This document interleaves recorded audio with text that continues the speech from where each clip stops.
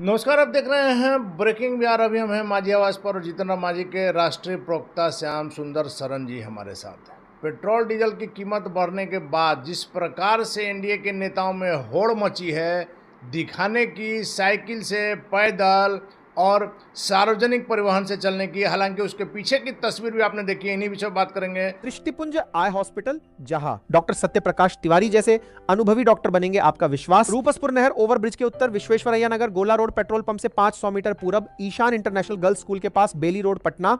दृष्टिपुंज eye hospital is equipped with world class imported instruments for the treatment of simple and complex disorders of आई.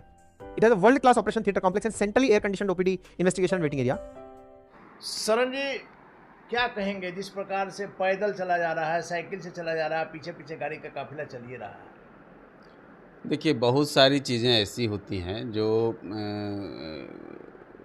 लोगों को लगता है कि जैसे आज एक मैसेज देने की आवश्यकता है और कोई भी लीडर हो या कोई सेलिब्रिटी हो जिनको जनता फॉलो करती है, जिनको देख कर के लोग उसकी ओर बढ़ते हैं, तो वो एक मैसेज देने का काम करते हैं।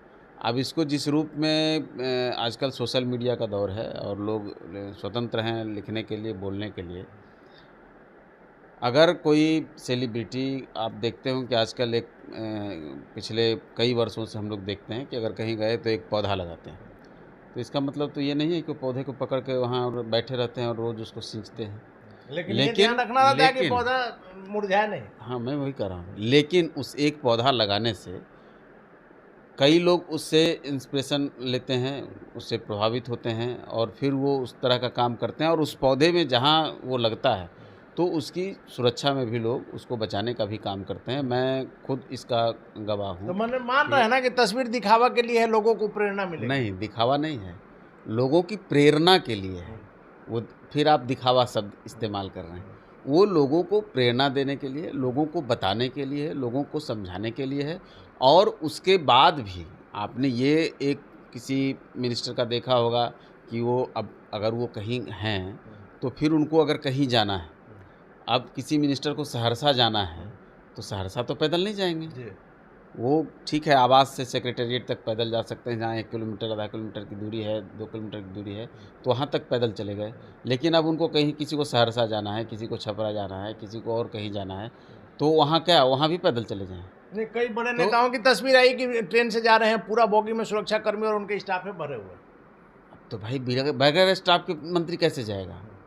अगर मिनिस्टर हैं, आप कहीं जाएंगे, आपके हाथ में कैमरा नहीं होगा, आपके हाथ में चीज़ें, इक्विपमेंट्स नहीं होंगी, तो फिर आप कैसे काम करेंगे? वैसे ही जिस प्रकार से जितेंद्र माझी जी ने कहा है कि 50% कटौती करेंगे, तो माना जाए ना कि तो 100% नाजायज जा रहा था।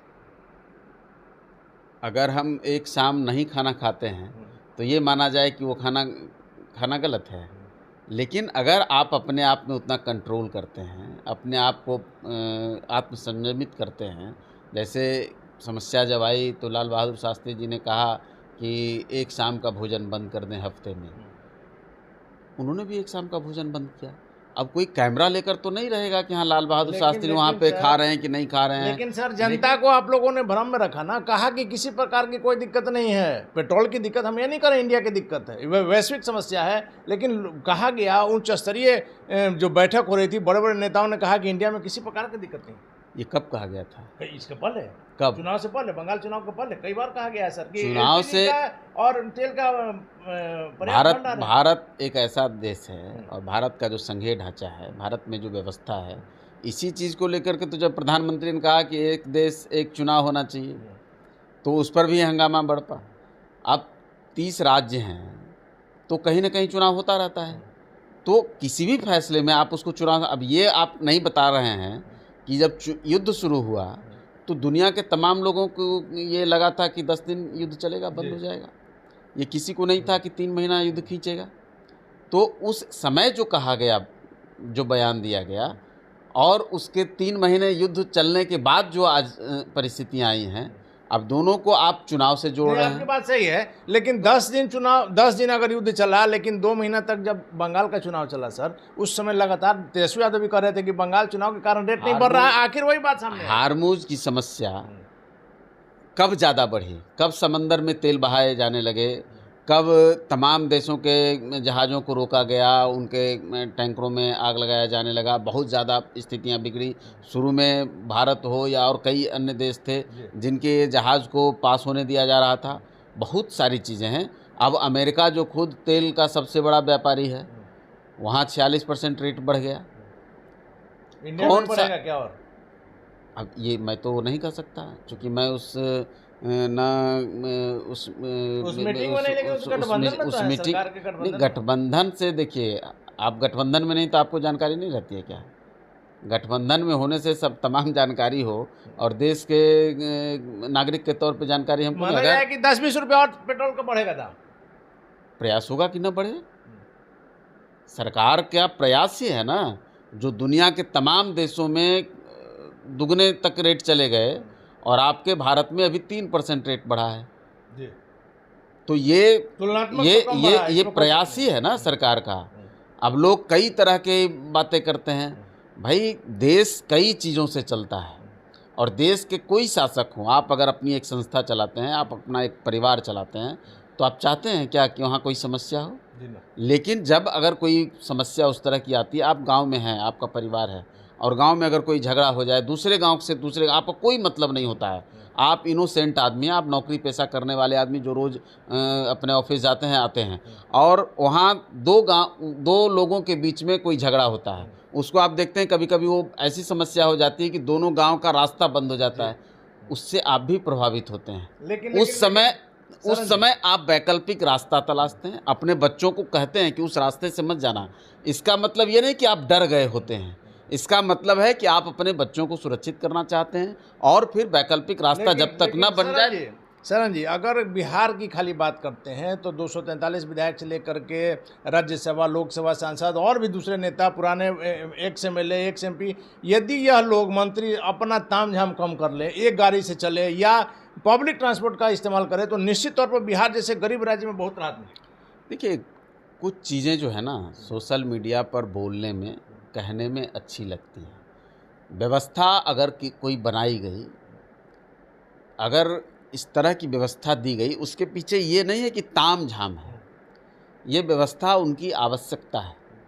एक एमएलए हो, एक एमपी हो, एक मिनिस्टर हो या कोई जनप्रतिनिधि हो। अब आप ये भी कह सकते हैं कि देश की सेवा ऑफिसर्स भी करते हैं, जो नौकरी कर रहे हैं उनका भी वेतन बंद कर दें हम? नहीं, हम नेता की बात कर रहे हैं। नेता की जो बात कर रहे हैं, क्या मिलता है नेता को? ऐसा नहीं मिलता है तब तो इतना बेचैनी। ये सोशल मीडिया का खेल है भैया। आप उनके सिस्टम को देख लें जो वो डिलीवर करते हैं। अब ये भले प्रश्न है कि वो डिलीवर करते हैं कि नहीं करते हैं, वो अपनी कर्तव्य निष्ठाकार निर्वहन करते हैं कि नहीं, वो अपनी कर्तव्य परायणता दिखाते हैं कि नहीं। समस्या वो है कि डॉक्टर इलाज नहीं कर रहा है, तो बात इस पे होनी चाहिए कि डॉक्टर बेहतर इलाज करें। ये नहीं होना चाहिए कि डॉक्टर का वेतन बंद कर दो। तो सबका वेतन बंद करें, इलाज तो उसी से कराना नहीं, है। लेकिन सर जी, तो हमारे कहने का मतलब था कि जिस प्रकार से निशांत जी पटना से नालंदा जा रहे हैं, 12 गाड़ियों का काफिला, क्या जरूरत है? अब उसमें देखना पड़ेगा ना कि निशांत जी को किस तरह की सुरक्षा व्यवस्था दी गई है। निशांत जी जा रहे हैं तो 12 गाड़ियां जा रही हैं, तेजस्वी जी जा रहे हैं तो गाड़ियां नहीं जा रही हैं। तेजस्वी हो या निशांत हो, या हम हो या आप हो, कोई भी जो लीडर, पप्पू यादव तो अकेले सांसद, निर्दलीय सांसद हैं, उनके गाड़ी में काफिला नहीं होता है। एकदम यही तो हम चाह रहे हैं कि नहीं हो। कौन, कैसे नहीं होगा? सांसद अकेले चला जाएगा क्या? मिनिस्टर अकेले कहीं चला जाएगा क्या? मिनिस्टर क्या करेगा जाके? उनके साथ अगर उनके लोग नहीं, उनके स्टाफ नहीं, गाड़ियां रहनी चाहिए। नहीं होगी ही। मैं ये जितना कम कर सकते हैं वो करेंगे, लेकिन ये कह देना कि बगैर सुरक्षाकर्मी के चले जाएं, बगैर स्टाफ के चले जाएं, जीतन राम मांझी ने कहा कि 50% कम नहीं, प्रयास हो रहा है ना। जीतन राम मांझी जी ने अपने तरफ से कहा, लेकिन अगर कोई थ्रेट होगा, सुरक्षा का थ्रेट होगा, तो जीतन राम मांझी जी के कहने से भी कम हो जाएगा सुरक्षा क्या? चलिए, एक और सवाल है, एक और सवाल भ्रष्टाचार को लेकर के एक सवाल है सरन जी, कब तक लालू जी के माथा पर आप लोग फोड़ते रहिएगा? जिस प्रकार से कल इंजीनियर के घर में जो संपत्ति पकड़ाई है, क्या माना जाएगा इसको? ये लालू जी पकड़ रहे हैं क्या? नहीं, आप ही की सरकार पकड़ रही है। तो सरकार पकड़ आप ही के इंजीनियर को पकड़ रही है। अरे भैया, तो इससे बड़ा उदाहरण क्या? लालू जी के ज़माने, देखिए लालू जी के माथे पे कौन फोड़ता है? लालू जी का बेटा लालू जी के वो अपने माथे पे लेके चल रहे हैं। अगर राष्ट्रीय जनता दल का नेतृत्व तो आपके हाथ में आ जाता, जैसे कई पार्टियों का हुआ, तो क्या उनके कोई नाम ले रहा है क्या, गाली दे रहा है कोई भारतीय जनता पार्टी के लीडरों को उनके पिताजी के नाम से? नहीं। किसी ने सुना है कि नरेंद्र मोदी जी को उनके पिताजी के नाम से कोई बोल रहा है? एक चीज सर मानना होगा कि भ्रष्टाचार, अगर एनडीए आप- के शासन नहीं, में नहीं, भ्रष्टाचार बढ़ा। अगर आप बाप की संपत्ति का उपयोग करेंगे तो बाप के कर्जे का भी आपको वहन करना पड़ेगा। निश्चित। तो अगर आप लालू जी के नाम का उपयोग करेंगे, आप अगर जवाहरलाल जी के नाम का उपयोग करेंगे, उनके लेगेसी को लेकर चलेंगे, उनकी पार्टी को के आप मसीहा बने रहेंगे, बगैर किसी काम के आप राजा बने रहेंगे, युवराज बने रहेंगे, तो आपको फिर वो सुनना पड़ेगा। व्यवस्था अगर आपकी अभी भी लालू जी के इर्द गिर्द घूमती है तो भाई लालू जी पर लोग बोलेंगे। सर हमारा सवाल सीधा है, एक इंजीनियर तो उदाहरण है, ऐसे कई इंजीनियर कौन पकड़ रहा है भैया? हमने तो कहा कि आप ही की कोई सरकार पकड़ कोई रही है। कोई इंटरनेशनल एजेंसी आके नहीं पकड़ आप ही रही की है। सरकार कोई राष्ट्रीय जनता दल का उसमें या लालू जी का उसमें कोई ऐसा नहीं कि वो इनपुट दे रहे हैं या वो छापा मार रहे हैं। नहीं, आप भाई ही की सरकार। ये व्यवस्था ऐसे ही चलती है। कोई अगर ऑफिसर गड़बड़ कर रहा है तो सरकार उस पर नियंत्रण करने के लिए कार्रवाई कर रही है। कार्रवाई कर रही है। आप चलिए एनडीए मैं में एक दूसरी चीज और कहता हूँ, जिस किसी को लगता होगा लालू प्रसाद यादव जी को किसी एजेंसी ने नहीं फंसाया केवल, या उनको कोई किसी गलत तरीके से नहीं उनको फंसाया गया, उन्होंने गलती की। विपक्ष ने, नेता उस समय जितने थे विपक्ष के, चाहे बाबू ललन सिंह हों, सरजू राय जी हों, शिवानंद तिवारी जी हों, सुशील मोदी जी हों, तमाम वैसे जितने लीडर थे, उन लोगों ने कागजात ऊपर किए, कोर्ट गए जाने का काम किया और वहाँ से उनको सज़ा मिली। आज नेता प्रतिपक्ष बैठ करके पता अब उठ गए होंगे, अब पता करिएगा, तो 1:30-2 बजे उठते हैं, 3-4 बजे थोड़ा सुस्ती ख़त्म होती है, फिर शाम में आके कुछ मीडिया से कुछ बयान वान दे लिए, फिर अपना सो गए। तो ऐसे अगर राजनीति करेंगे तो नहीं चलेगा। सत्ता पक्ष ही लेकिन सब काम करती है। एनडीए में सब कुछ ठीक चल रहा है। कल जिस प्रकार से ललन बाबू का बयान आया, सम्राट ही हैं उत्तराधिकारी नीतीश कुमार।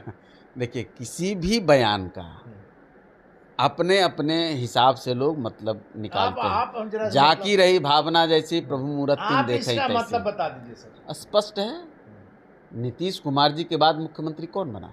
सम्राट जी। नीतीश कुमार किसके मुख्यमंत्री थे? नीतीश कुमार बिहार के मुख्यमंत्री थे, जदयू के थे और एनडीए के नहीं थे। एनडीए के भी थे। सम्राट चौधरी किसके मुख्यमंत्री हैं? बीजेपी के हैं, एनडीए के भी हैं। एनडीए के मुख्यमंत्री नीतीश कुमार थे, एनडीए के मुख्यमंत्री सम्राट चौधरी हैं। तो स्वाभाविक तौर पे उत्तराधिकारी के रूप में वो आए हैं और नीतीश कुमार जी का आशीर्वाद उनको मेरा सर्वविदित है, पूरी दुनिया जानती है। नीतीश कुमार जी ने यात्राओं के दौरान उनके कंधे पर हाथ रख करके कहा कि यही चलाएंगे, यही चलाएंगे, कई बार उन्होंने कहा। अब अगर इसमें अपने अपने हिसाब से लोग बातें करते हैं, भाई नीतीश कुमार ने तो किसको नहीं बनाया? तेजस्वी यादव पैदा हो जाते क्या? लालू प्रसाद यादव की हैसियत नहीं थी कि तेजस्वी प्रसाद यादव को नेता बना देते। नीतीश कुमार ने हाथ रख दिया, बनाया। हमारे नेता स्वयं स्वीकार करते हैं। जीतन राम मांझी जी को भी मुख्यमंत्री बनाने का काम किया। जीतन राम मांझी जी की हैसियत बढ़ी। जीतन राम मांझी जी ने कई बार इसको कहा है, सार्वजनिक तौर पे कहा है। जीतन राम मांझी जी कृतज्ञता में चलिए एक बात और है सर, एक आखिरी सवाल है। राजद के लुच्चे लफंगे, एक केंद्रीय मंत्री का, एक पार्टी के पूर्व राष्ट्रीय अध्यक्ष का यह बयान मंच से शोभा देता है? तो कहाँ से शोभा देगा? कोई कोना में जाके बोलेंगे, छुप के बोलेंगे? भाई लुच्चों लफंगों की पार्टी है, लुच्चे लफंगे जैसी वो बात करते हैं। उनके प्रवक्ताओं की भाषा देख लीजिए, उनके विधायकों की भाषा देख लीजिए, उनके सांसदों की भाषा देख लीजिए और उनका कर्म देख लीजिए, तो क्या कहा जाए? ठीक है, सार्वजनिक जीवन में लोग बहुत इस्तेमाल नहीं करते हैं। हम लोग सबको, रत्ना डाकू को भी वाल्मीकि के रूप में ही पुकारते हैं, लेकिन भाई अगर ज़्यादा गड़बड़ करिएगा और ज़्यादा 900 चूहे खाकर बिल्ली हज को चली वाली बात करने लगिएगा तो भाई ललन बाबू तो बोलने वाले आदमी हैं, छोड़ेंगे नहीं, डरते बढ़ते हैं नहीं। तो ललन बाबू तो भाई किसी से डरते नहीं हैं, छोड़ने वाले नहीं हैं, वो तो बोलेंगे। जीतन राम मांझी को भी बनाया, सम्राट चौधरी को भी मुख्यमंत्री नीतीश कुमार ने बनाया। सबसे महत्वपूर्ण बात है कि पेट्रोल डीजल को लेकर के जो इन दिनों तस्वीर आ रही है, शरण जी का साफ करना है कि जिसकी जो स्थिति है, जो सुरक्षा मिला हुआ है, उससे इनकार नहीं किया जा सकता है, उसमें कमी करने का प्रयास किया जा सकता है। और एक उदाहरण के लिए यह तस्वीर आ रही है, जो नेताओं के पास जो सुरक्षाकर्मी हैं, जो उनका लाव लश्कर है, उसमें जहाँ तक संभव होगा उसमें कमी की जाएगी। लेकिन तेल का खेल आगे क्या कुछ बिहार की राजनीति की, देश की राजनीति को प्रभावित करेगा, यह देखने वाली बात होगी। फिलहाल आप बने रहें ब्रेकिंग न्यूज़ से।